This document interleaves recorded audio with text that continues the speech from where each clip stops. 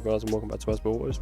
Today we're going to be doing our first proper quote-unquote performance modification. As you can see, we've got ourselves a nice little induction kit from Pipercross.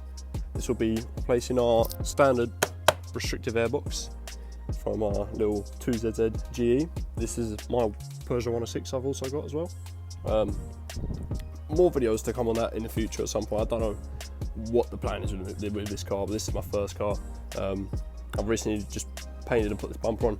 It does look like it's not paint matched, but that's only because the rest of the car is filthy and this is spick and span. But anyway, yeah, we'll be fitting our Pipercross induction kit, supplied by Pipercross themselves, to our Corolla T-Sport. Hopefully we shall let her breathe a bit more and we'll hear some sweet induction noise, because at the moment all you can hear is the Sportex back box we got on the back, which is actually not even for this car. It's a Sportex back box, which is for that. But obviously custom work a bit of that here and there. So if I made it work basically. So what comes in this kit is air filter, of course, induction hose, which unfortunately you can't pick the colour from, but you get blue, which I'm not too fussed about because the car is blue, but it's not that blue. You get a MAF pipe, which I'll be honest, it don't look very nice. I mean, in the pictures it showed that it was black, but this is silver. You don't really get to pick, but they didn't really do much to make it nice, you know, they didn't even sateen it or paint it. But you get that, you get Jubilee clips, a bracket, some sort of Jubilee bracket fitting. You also get little bits like this, like you get some blankings, spacer, bolts, stuff like that, and you also get some instructions as well on how to fit it. But obviously, being a man, we don't need them. And you also get a little Pipercross sticker you get to slap somewhere on your car, which I don't know where I'm going to slap it, but I'll stick it somewhere. But anyway, let's get straight into this. The first thing we've got to do is get sand airbox off. Now, usually it would be quite easy just take the top off, get the MAF sensor out, but there's a lot of these sensors and all that which are attached to it, which shouldn't be a problem, but we've got to get all them off, breather hoses, all stuff like that. Basically just get the whole top part of the airbox off. I'm not sure. Okay, right, I know I said we didn't need the instructions, but I don't know whether we leave the bottom half of the airbox in. By the looks of it, we don't. We take it out, so that's alright. So we'll get all the airbox and that taken off, and then we'll sort stuff out.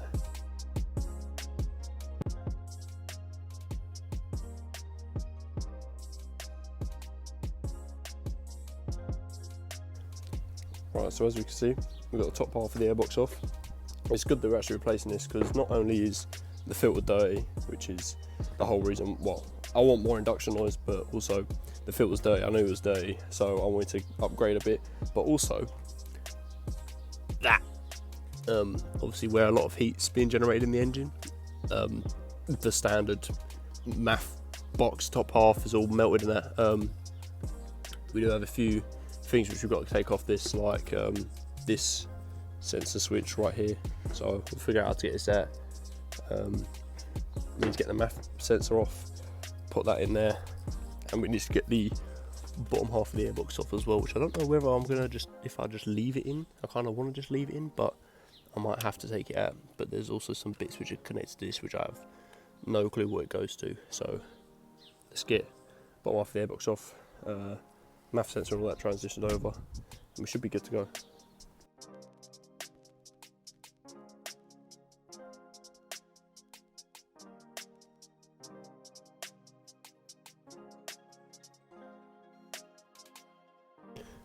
Right, so we've got everything removed from the standard airbox. We've got the sensor off. To get this sensor out, if you are following this as a little bit of a tutorial, you push this in and slide it up against that right there. So push it in, the little tab, and slide it up. It should come out. Also, I'm pretty sure this is how the MAF sensor goes as well. You put the little cardboard spacer in, and then your little rubber spacers in on top as well. Put that there for now. Now I think what we've got to do is get this standard airbox off. Now I'm a bit slightly worried about this breather hose here, vacuum hose here. I don't know whether that could cause some issues, but we will figure that out later down the line. For now, we need to get the bottom half of the airbox off.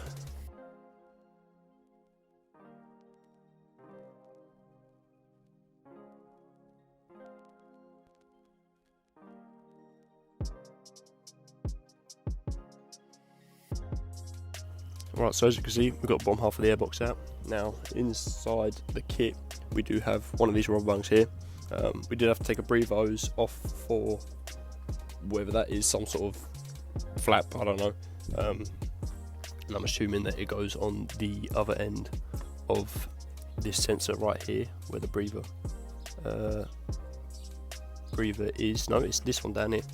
This breather is right here, because that one we do need to keep. So let's put that bung on real quick. Right, after reading the instructions, you're not actually blanking off the long one, you're blanking off the short one. Now it says to remove the hose completely and put the blank on, but the fitting for down there is way too small, so what I've done was I just slid it over, put a bit of engine oil on the inside of the blanket, just so it slides on nicely, and just slipped it on afterwards. I think the next step is, let me have a little read. Right, I think from here on, all we got to do is get this bracket and fit it down there, and then put the rest of the kit in, I do believe.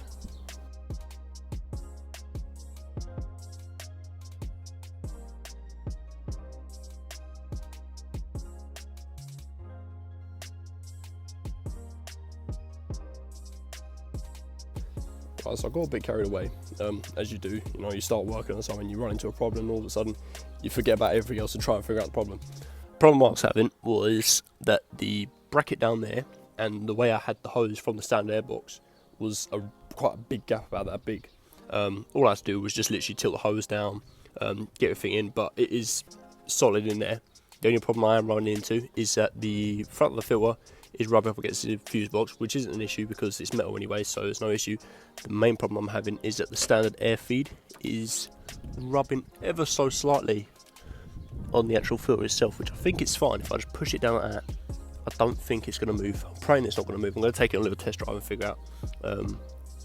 Ideally, I do need to sort the rest of this engine bay out. Another thing as well is the little red sensor or orange sensor down here, if it wants to focus, is now just flopping about. Luckily, it comes with standard with some sort of thread down there. So what I'm going to try and do is, with these spare bolts on the bracket itself, I'm going to try and mount it up just like that. So let me have a little look in my bolts bin, mount that up, and then we'll give her a first start and let her run, let her warm up, and see if it throws any engine lights or anything.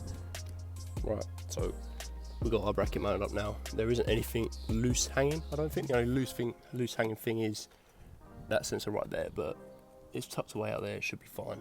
So checking all the connections are good, everything's all bolted up, no rubbing down there. So let's go ahead and give her a first start.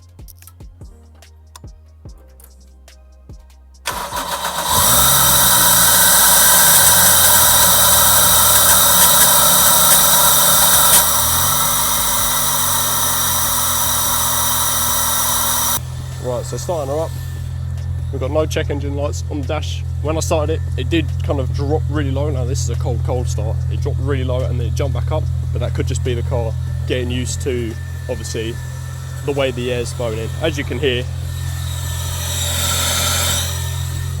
it is definitely sucking in some air now. It's a bit loud. I'm just going to let it adjust. You know, now the revs have jumped up a bit. This is how this car goes for some reason. You turn it on, the revs are about like grand and a half, and then sometimes it drops up or jumps up even. We'll let this warm up, then we'll give her a couple revs, see how she is when she's revving, and then I guess we'll go take her on a test drive, because I'm excited to see how this sounds, because I've seen some videos of these with aftermarket induction kits on them and they sound amazing, and that was #1 mod I wanted to do, but I was waiting for a bit of money to come in, you know. I've got a few other things I need to sort out. I've also, when I was painting the bumper on this, I did paint the mirrors on this. Now they are filthy, but they came out very nicely. I've still got a few things I need to do. I need to sort out this bumper, because you can see it's all cracked and the paint's fading and that. I've done that badge as well.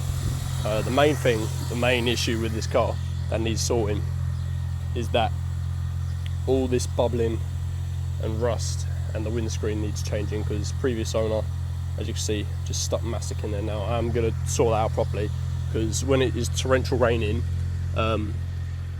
these pockets up here and all the front likes to get wet, and as you can see, it has developed some mould from it. But I am going to redo the roof lining as well because of classic Corolla sagging. I don't know when I'm going to do it, but I will do it at some point.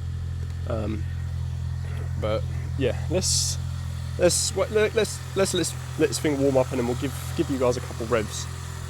Right, so I've gone around, checked for any air leaks, everything's all tight and that.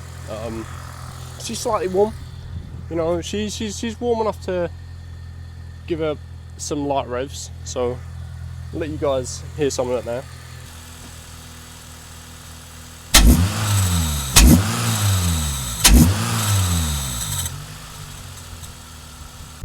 I'm going to be completely honest with you guys right now.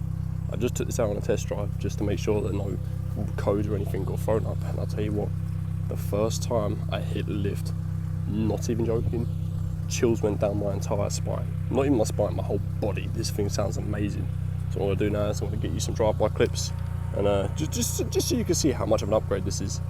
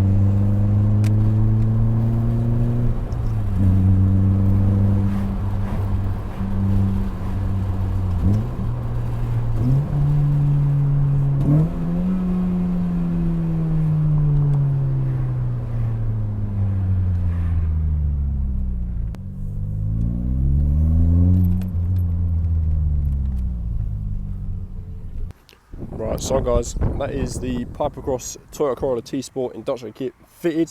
As you can tell, massive upgrade. I could definitely feel a bit more of a power. I know a lot of people say, oh, induction kits, more power. But a lot of people say that the standard airbox on these are very restrictive. And I can't lie, for £106, you can find it cheaper as well.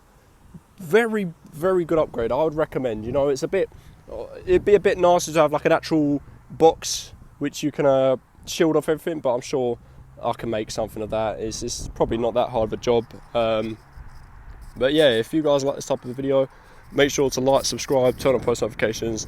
I've got a few more video ideas which I'm thinking of. I'm just kind of waiting for a bit of money to come in. But yeah, if you like this video, give her a thumbs up. And I've already just said it, but it's that much of a good upgrade. That I would recommend it.